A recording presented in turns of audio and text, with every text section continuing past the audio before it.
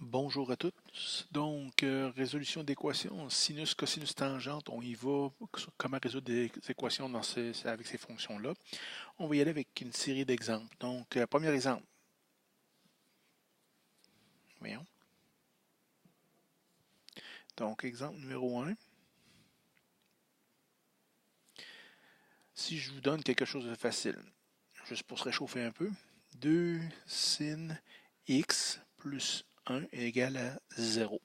Donc ici, première chose qu'il faut absolument que je vous fasse remarquer, c'est l'argument du sin ici, c'est juste le x. Ce n'est pas le x plus 1. Le plus 1, c'est le cas dans ce cas-ci. Donc, première chose que je vais toujours faire, c'est que je vais isoler ma fonction. Dans ce cas-ci, c'est ma fonction sin. Donc, 2 sin x est égal à moins 1.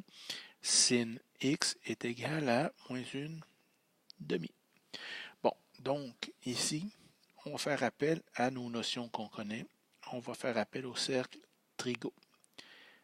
Donc, tant son temps que ça me donne quelque chose qui est sur le cercle trigo, je vais me servir du cercle trigo. Donc, dans ce cas-ci, j'ai deux possibilités. J'ai x1 qui va me donner 7pi sur 6, puis j'ai x2 qui va me donner 11pi sur 6. Naturellement, à ça, il faut rajouter n fois la période, parce que là, c'est des zéros, ça se revient toujours. Dans ce cas-ci, la période pour un sinus, c'est 2pi sur valeur absolue de b. Le b ici, c'est 1, donc ma période, c'est 2pi. Donc, x1, c'est 7pi sur 6 plus 2pi n fois. Puis on va voir comment générer ça un petit peu plus loin, dans un autre exemple. x2, c'est 11pi sur 6 plus 2pi n. Donc, à partir de ça, je suis capable de générer l'infinité des zéros, qu'on se rappelle, étant donné que c'est une infinité de zéros, donc je suis capable de toutes les générer à partir de cette expression-là. Allons-y avec une autre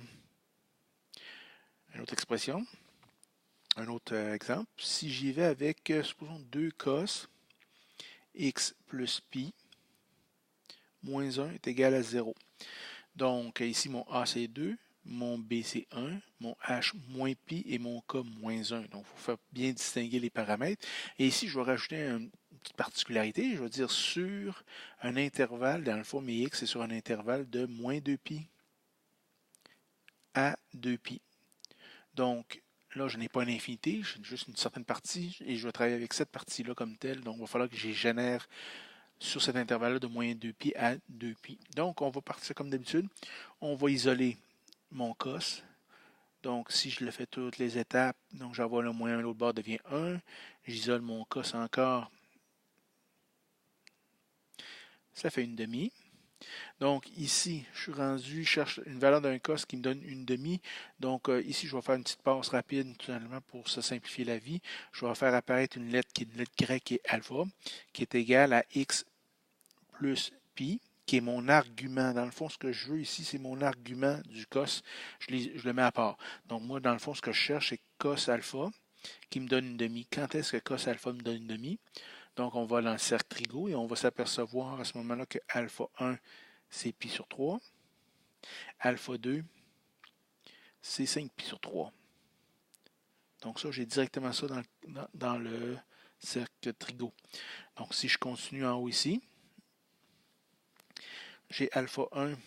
Alpha 1, on a dit alpha, c'est-à-dire c'est x plus pi, qui est égal à pi sur 3. Puis j'ai x plus pi, qui est égal à 5 pi sur 3.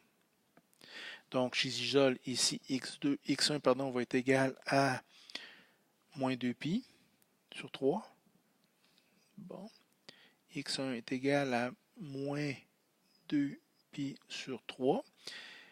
Et puis x2 va être égal à 2 pi sur 3.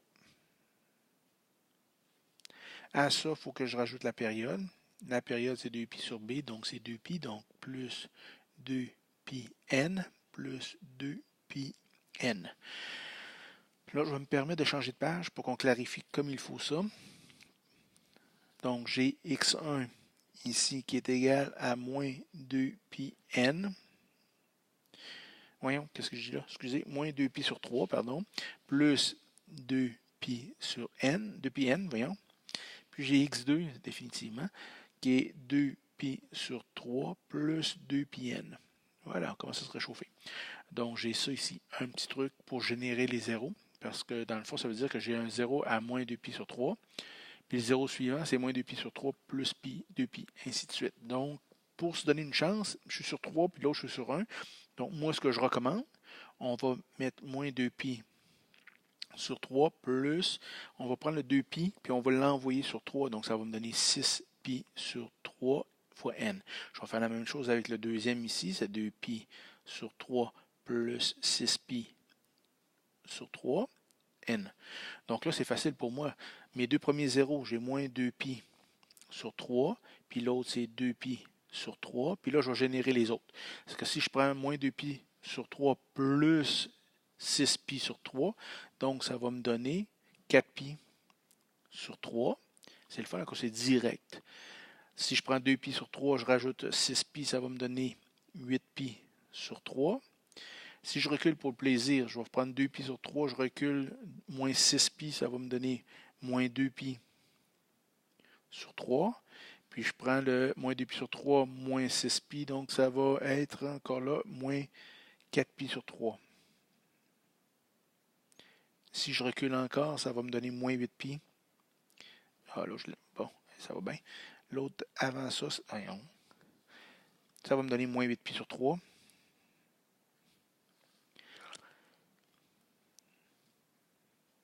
Voilà.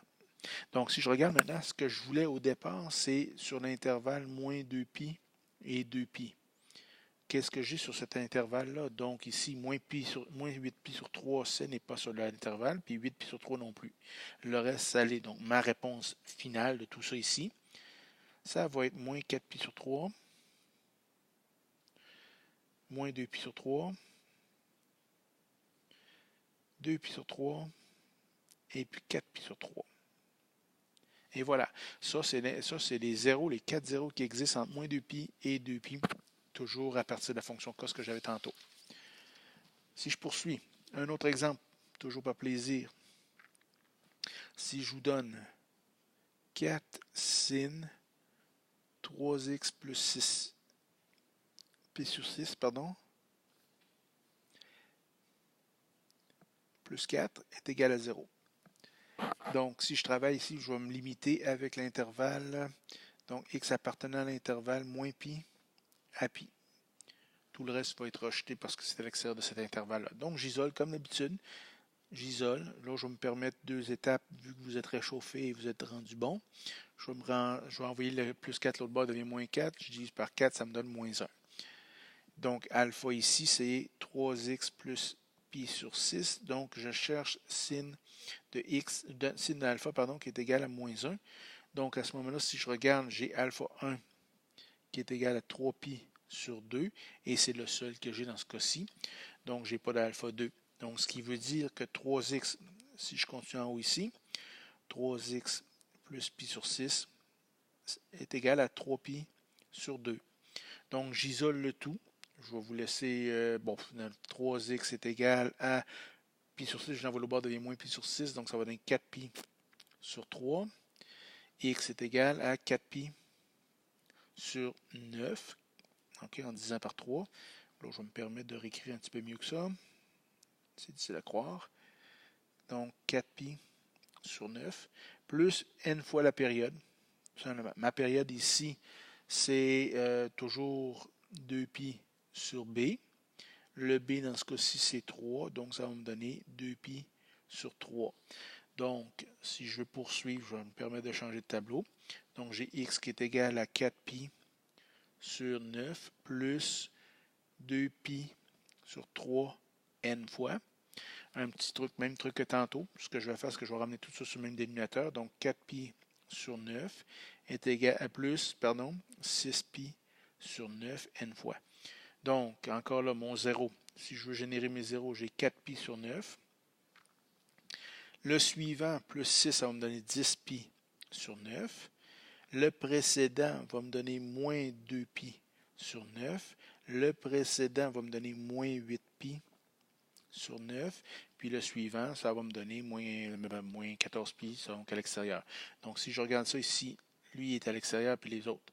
Donc, tout ce qui me reste comme solution, ben, tout ce qui me reste, moins 8pi sur 9, moins 2pi sur 9, 4pi sur 9, et puis c'est tout. Donc 3 zéros dans cet intervalle-là. C'est aussi simple que ça encore là. Un autre exemple. Cette fois-ci, différent. Ils ne sont pas tous différentes dates, mais là, cette fois-ci, mettons, je prends moins 45 sin pi t moins 0,25 plus 15, pardon, est égal à 0. Donc ici, je vais isoler mon sin comme d'habitude. Donc ça va me donner sin puis t moins 0,25 est égal à 1 tiers. Mon alpha, cette fois-ci, c'est égal à pi t moins 0,25. Je vous rappelle, le alpha, c'est tout simplement l'argument du sinus ou du cosinus, peu importe. Donc moi, je cherche sin alpha qui est égal à 1 tiers. Donc si je regarde dans le cercle trigo, il n'est pas dans le cercle trigo. Donc pas dans le cercle. Donc il va falloir que j'utilise, à ma grande tristesse, j'en suis certain, c'est qu'il va falloir tout simplement que j'utilise la calculatrice. Donc dans le fond, alpha 1, c'est tout simplement sin de moins 1 de 1 tiers. Puis alpha 2, c'est tout simplement pi moins alpha 1. Donc dans le fond, alpha 1, c'est environ 0,3398. Puis alpha 2 va être pi moins cette réponse-là. Donc ça va me donner environ 2,8018.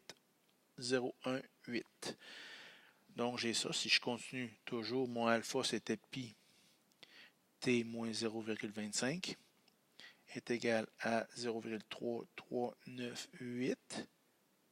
C'est sûr que c'est toujours plus précis quand c'est dans le cercle trigo. Dans ce cas-ci, il ne rentre pas dans le cercle trigo, donc j'utilise ma calculatrice effectivement. 2,8018. Et j'isole tout simplement, donc ça va me donner T1 environ 0,3582 et T2 environ 1,1418. Et voilà pour cet exemple-là, tout simplement. Mais là, on utilise la calculatrice, donc quand c'est pas sur cercle trigonométrique, et seulement quand c'est pas sur cercle trigonométrique, on peut utiliser notre calculatrice. Le dernier exemple que je vais vous faire, cette fois-ci, c'est un petit peu, c'est une autre fonction. Dans le fond, c'est la fonction tan. Je ne l'ai pas faite encore, donc je le rajoute. Si je vous donne moins tan 2x moins pi sur 4 plus 1 est égal à 0. Donc, c'est ce que je veux résoudre ici. Donc, je veux trouver les zéros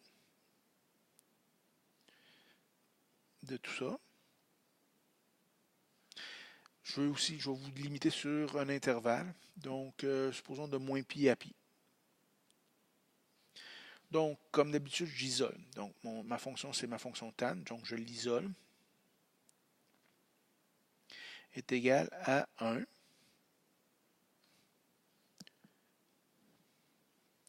Donc, j'envoie mon plus 1 au bord devient moins 1. Je divise par moins 1, ça donne 1. Donc, après ça, ce qui est le fun ici, c'est que tangente, il y a juste un 0 par période. Donc, je sais ici que tangente de moins 1, c'est quand alpha va être à pi sur 4. Donc, 2x moins pi sur 4, c'est égal à pi sur 4. Donc, x moins pi sur 4 est égal à pi sur 8. Puis, donc, je continue ici. X est égal à pi sur 8 plus pi sur 4. Ce qui me donne x est égal à 3pi sur 8 plus n fois la période. Ma période, dans le cas de la tangente, c'est pi sur b, valeur absolue de b. Mon b ici, c'est 2, donc ça va me donner pi sur 2. Donc, encore là, ce que je vais faire tout simplement, c'est que je vais m'amuser ici à le mettre sur le même dénominateur, 3pi sur 8, plus la période ici sur, c'est 4pi sur 8, n fois. Donc, mes zéros potentiels, si je me permets de continuer ici, donc c'est 3pi sur 8 plus 4pi n fois, 4pi sur 8, pardon. Et boy! Là, on va me permettre d'effacer un petit peu. Là. 4pi sur 8 n fois. Donc, ici, je vous rappelle, c'était sur l'intervalle de moins pi à pi. Donc, mon 0, c'est 3pi. Donc, 3pi sur 8. Mon 0 suivant plus 4pi, ça va faire 7pi sur 8. Mon suivant plus 4, ça va faire 11pi sur 8.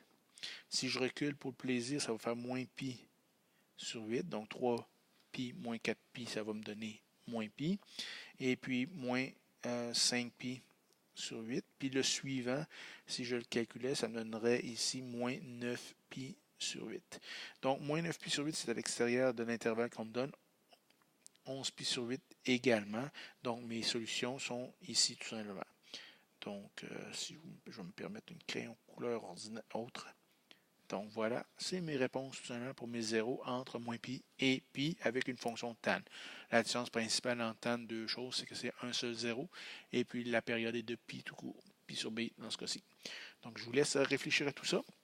Pratiquez-vous en masse, ça prend de la pratique pour réussir à bien faire ce type de problème-là. Bonne journée!